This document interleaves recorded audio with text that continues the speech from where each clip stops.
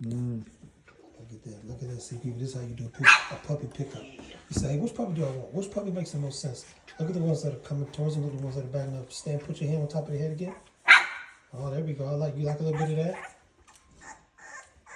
Now touch them. Touch the top of the dome, boy. Look at them things. Them some whoppers right there. Get down. That is a bull dog. No bull. You know the rest. Picking a puppy can be interesting, especially if you don't know what you're getting or what you're looking for. Uh-oh.